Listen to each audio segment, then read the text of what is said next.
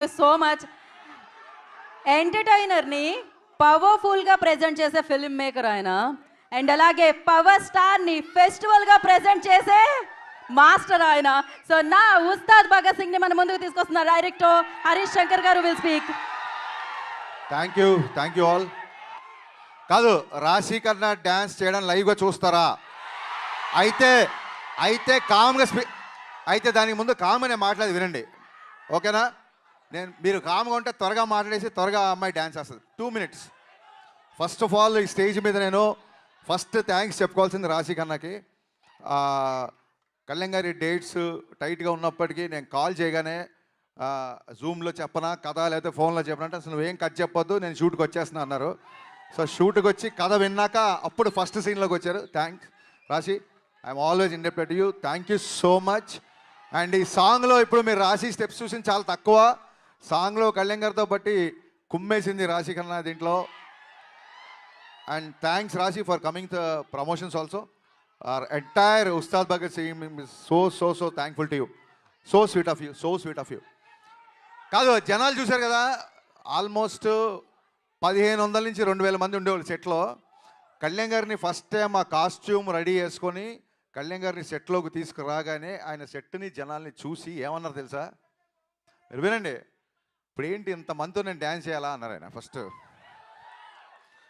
అనగానే సార్ మరి దేవిశ్రీ ప్రసాద్ ఇచ్చిన బీట్స్కి ఆ మాస్ మూమెంట్కి మరి ఈ మాత్రం స్పాన్ కావాలి సార్ అనగానే ఆయన ఏమన్నారంటే, సరే దేనికైనా మానవ ప్రయత్నం ఇంపార్టెంట్, నా ప్రయత్నం నేను చేస్తా అన్నారు. అనగా నేను కొంచెం అలా సీరియస్గా అలా చూస్తుండిపోయా.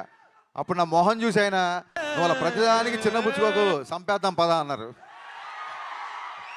సో ఆ రోజు నేను ఏమనుకున్నా అంటే నన్ను మోటివేట్ చేయడానికి అంటున్నారేమో అనుకున్నాను.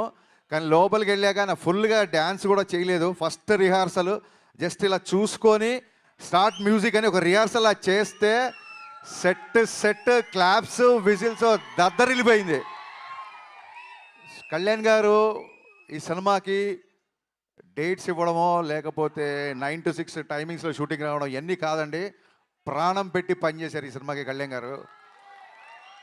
నేను అందుకే ఈసారి పర్ఫార్మెన్స్ బద్దలైపోతుంది బిగినింగ్స్ ఎందుకు చెప్తానంటే, అదేదో ఎలివేషన్ డైలాగ్స్ కోసమో ఫైట్ల కోసమో కాదండి, నిజంగా పర్ఫార్మెన్స్ సెకండ్ హాఫ్లో వచ్చే ఇంటెన్స్ సీన్లో ఆయన పర్ఫార్మెన్స్ బద్దలైపోయింది అంతే. థ్యాంక్స్ టు దేవిశ్రీ ప్రసాద్ గారు. దేవిశ్రీ ప్రసాద్ గారి బీట్స్ ఇప్పుడు ఎలా ఉన్నాయి, రేపు పొద్దున ఇంకా ఫుల్ సాంగ్ వచ్చినప్పుడు థియేటర్ ఎలా ఉంటుందో ఒకసారి ఊహించుకోవచ్చు. Thank you sir ji, thank you so much. నేను ముందుగానే చెప్పినట్టు టైం లైన్స్ మ్యాచ్ అవ్వట్లేదు, అందుకే ఆయన ఇవాళ కూడా రాలేకపోయారు. సో దానికంటే ఎక్కువ ఉంటుందని ఊహిస్తున్నాం. అండ్ సినిమా కొంచెం లేట్ అయినా సరే సెట్స్ చూశారు కదా, మొత్తం మైత్రి కెరీర్లో మైత్రి చేసిన అన్ని సినిమాల్లో ఇంత పెద్ద సెట్ ఇప్పటివరకు వేయలేదు. ఫ్యూచర్లో వేస్తారో తెలియదు. ఏ రోజు కూడా ఒక్కసారి కూడా నన్ను కొంచెం సినిమా లేట్ అయింది ప్రొడక్షన్ ఏమైనా తగ్గిస్తారా అనలేదు. మీరు ఏం కావాల్సో తీసుకోండి, ఎంతమంది అంటే అంతమంది పెట్టుకోండి, మేము అడిగిన సినిమా మాకు ఇవ్వండి అన్నారు. ఇలాంటి ప్రొడ్యూసర్లు దొరకడం నిజంగా నా అదృష్టం కాదు, నా పూర్వజన్మ సుకృతం. Sir Ravi sir, thank you so much. Thank you అండి. సౌండ్ వేసుకోండి. ఇంకా లైవ్ లో రాశి గారితో పాటు డైరెక్టర్ గారు కూడా ఒక స్టెప్ వేస్తే బాగుంటుంది కదా.